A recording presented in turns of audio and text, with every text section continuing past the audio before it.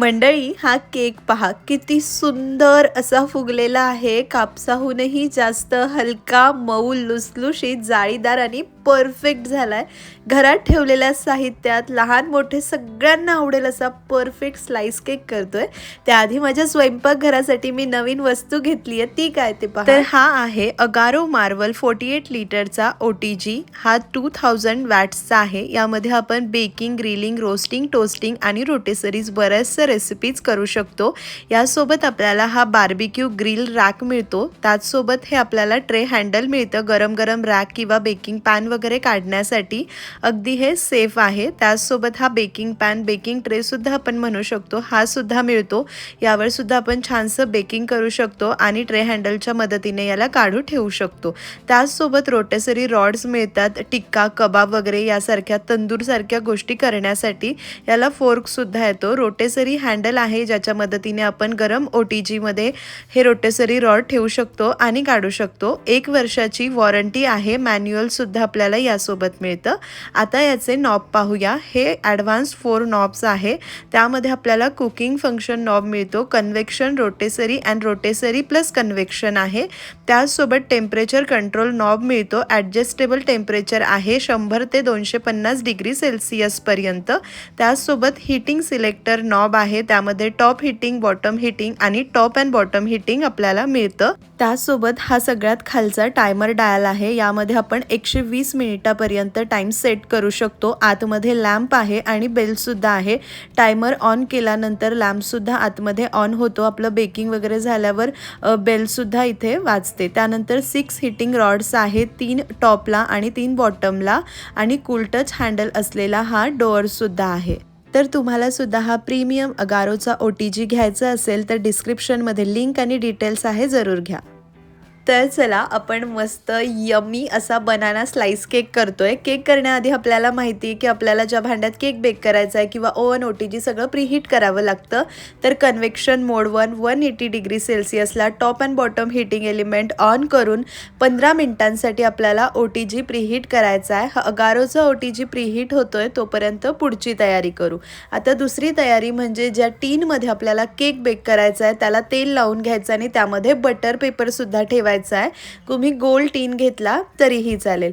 दुसरी तयारी सुद्धा झाली. आता फायनली बॅटर करायचंय. तर मंडळी, इथे मी छान अशा पिकलेल्या 3 केळी घेतलेल्या आहे. केळी चांगल्या अशा पिकलेल्या घ्यायच्या. तुम्ही ताजी केळी घ्याल ना तर तुम्हाला हवी ती टेस्ट मिळणार नाही. म्हणून जरा वरतून दाग पडलेल्या ज्या केळी असतात ना, म्हणजे खराब नाही, आतून त्या छान पिकलेल्या असतात, त्या केळी घ्यायच्या. आता यांना फोर्कने चांगल्या मॅश करून घ्यायच्या आहे. हवं तर तुम्ही मिक्सरला याची पेस्ट करू शकतात, पण तुम्हाला पेस्ट केली तर हवी तशी कन्सिस्टन्सी किंवा टेक्स्चर केकचं मिळणार नाही. म्हणून असं छान मॅश करून घ्या. परफेक्ट कन्सिस्टन्सीचा आणि परफेक्ट चवीचा केक तयार होतो.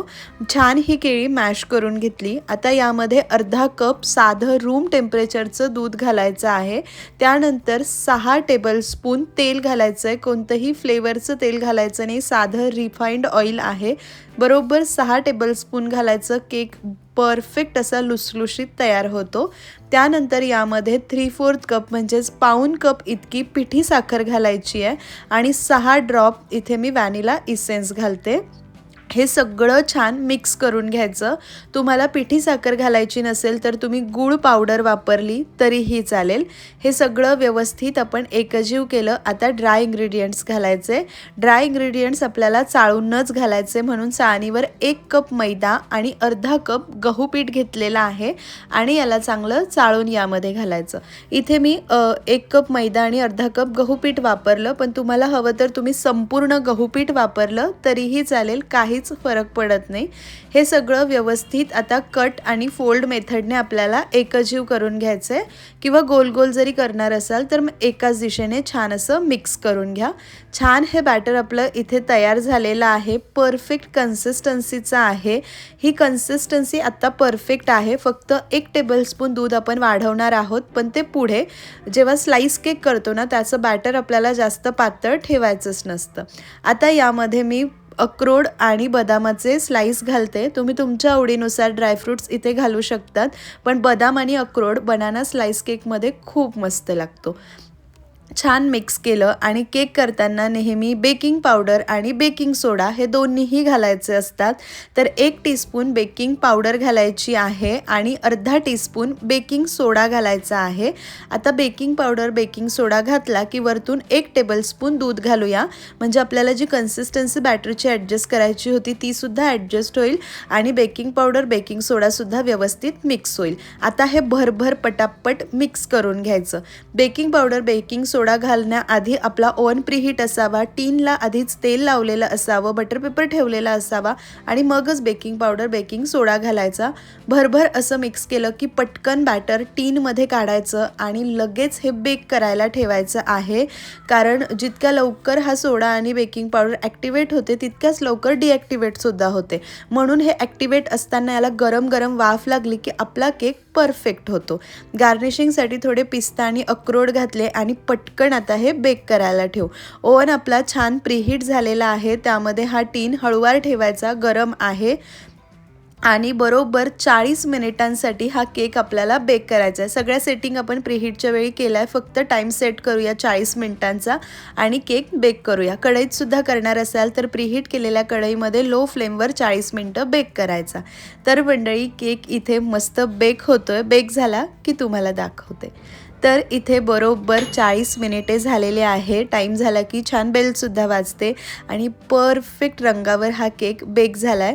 फक्त 20 मिनिटांनंतर ना मी बाजू बदलली होती, म्हणजे जी पुढची बाजू होती ती मागच्या दिशेला केली होती आणि मागच्या दिशेची बाजू टीनची पुढच्या दिशेला घेतली होती. इतकंच केलं होतं आणि परफेक्ट हा केक बेक झालेला आहे. किती सुंदर रंग आला आहे, मस्त फ्लफी झाला आहे. गरम गरम असताना डिमोल्ड नाही करायचं, वरतून कापड झाकून साधारण अर्धा पाऊण तास गार होऊ द्या.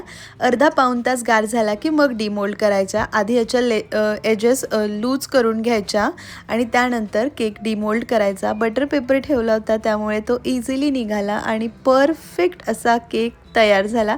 आपण असं बेकिंग वगैरे करतो किंवा जी बर्फी वगैरे करतो तेव्हा आपल्याला हवा तसा रिझल्ट आला आणि ते पाहणं म्हणजे खरंच सुख असतं.